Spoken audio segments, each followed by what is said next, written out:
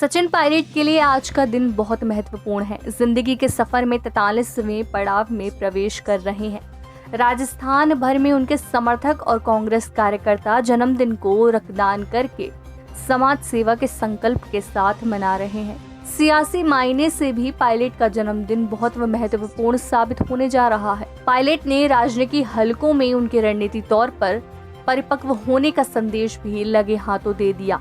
Pilot के जन्मदिन पर राजस्थान के कई क्षेत्रों में छपे अखबारों के विज्ञापनों में सोनिया गांधी, राहुल गांधी, प्रियंका गांधी, राजस्थान प्रभारी अजय माकन, मुख्यमंत्री अशोक गहलोत, प्रदेश अध्यक्ष गोविंद सिंह डोटासरा के भी फोटो लगाए गए।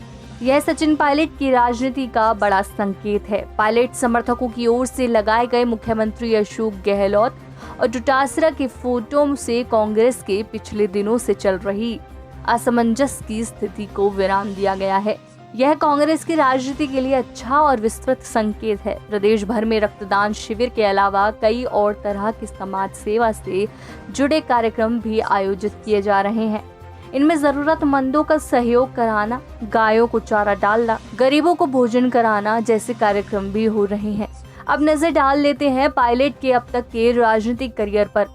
कांग्रेस के दिग्गज नेता स्वर्गीय राजेश पायलट और रमा पायलट के सुपुत्र सचिन पायलट का जन्म 7 सितंबर 1977 में उत्तर प्रदेश के सहारनपुर जिले में एक गुज्जर परिवार में हुआ। स्वर्गीय राजेश पायलट कांग्रेस में एक कद्दावर नेता के तौर पर पहचान रखते थे, लेकिन पायलट ने शुरू से ही अपने अनुभव और योग्यता के चलते राजनीति में बड़े मुकाम हासिल करने के लिए कदम बढ़ाए।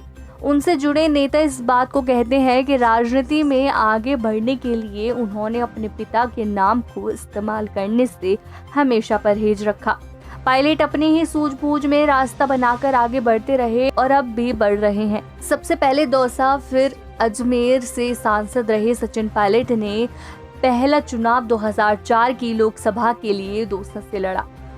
आम चुनाव जीतकर 26 साल की उम्र में लोकसभा पहुंचने वाले सबसे युवा सांसद बने। दौसा सीट एससी के लिए रिजर्व को हो जाने के चलते पायलट ने 2009 का लोकसभा चुनाव अजमेर से लड़ा और रिकॉर्ड मतों से जीतकर सदन में पहुंचे। उसी दौरान केंद्र में बनी मनमोहन सिंह की सरकार में केंद्रीय राज्य मंत्री के रूप में अपना प्रतिभा साबित की। इसके बाद हुए लोकसभा 2014 के चुनाव में पायलट को नरेंद्र मोदी लहर के चलते अजमेर संसदीय क्षेत्र से पहली बार हार का सामना करना पड़ा। हार के बाद पायलट के जीवन का नया राजनीतिक सफर शुरू हुआ। देश और राज्य में कांग्रेस के खिलाफ माहौल में पायलट ने राजस्थान प्रदेश कांग्रेस के अध्यक्ष पद को चुनौती भरा भार अपने कंधे पर लिया। निराशा से भरे कांग्रेस कार्यकर्ताओं में जान फूंकने के लिए वो राजस्थान के हर शहर, कस्बे, गांव और ढाड़ी तक गए। साल 2018 में विधानसभा चुनाव के परिणामों ने पायलट के जोश और कुशल नेतृत्व को साबित कर दिया। मोदी लहर होने के बावजूद राजस्थान में कांग्रेस ने विधानसभा चुनाव में सरकार बनाने के लिए बहुमत के आंकड़े को छू लिया।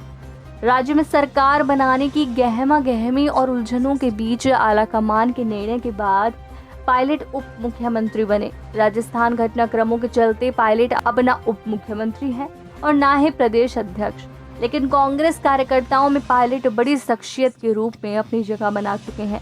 पायलट के जीवन का यह रोचक सफर तेजी से आगे बढ़ रहा है।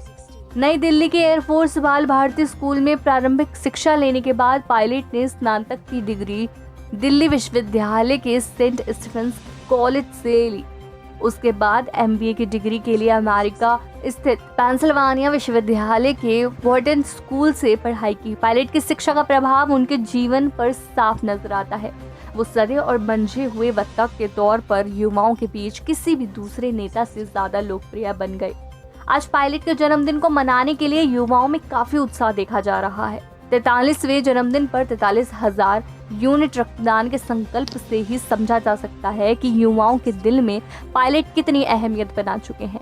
अभी सफर बाकी है। पायलट के लिए यह समय राजनीतिक दृष्टि से टर्निंग पॉइंट से कम नहीं। इसमें उनकी सूझबूझ के लिए गए निर्णय उनकी राजनीतिक दिशा तय करेंगे। जन्मदिन के मौके पर अखबारों में जारी विज्ञापनों में उनके समर्थकों ने मुख्यमंत्री अशोक गहलोत और प्रदेश अध्यक्ष गोविंद सिंह डोटासरा की फोटो लगाकर युवा ऊर्जा के साथ अनुभव की झलक भी दे दी है। राष्ट्रीय और प्रदेश कांग्रेस जिन स्थितियों परिस्थितियों से गुजर रही है, उनमें पायलट की भूमिका निर्णायक साबित हो सकती है। आत्मसम्मान के लिए नाराज होकर जाना और उसे हासिल करने का फॉर्मूला लेकर वापस आना भी इस बात का साफ संकेत है कि पायलट नैतिक मूल्यों से जुड़ी राजनीति में विश्वास जता रहे हैं। नई राजनीतिक परिस्थितियों के बीच मनाया जा रहा पायलट का 43वां जन्मदिन नई और अनुभव से भी राजनीति का संकेत कर रहा है। देखना यह होगा कि आने वाले समय में पायलट अपने आत्मसम्मान की लड़ाई को किस तरह से लड़ते हैं। इतना तो जरूर है कि पायलट नैतिक मूल्य आधारित राजनीति के घाट पर खड़े नजर आ रहे हैं। ऐसी और खबरों के लिए देखते रहिए करंट न्यूज़ और लाइक कीजिए, शेयर कीजिए, सब्सक्राइब कीजिए।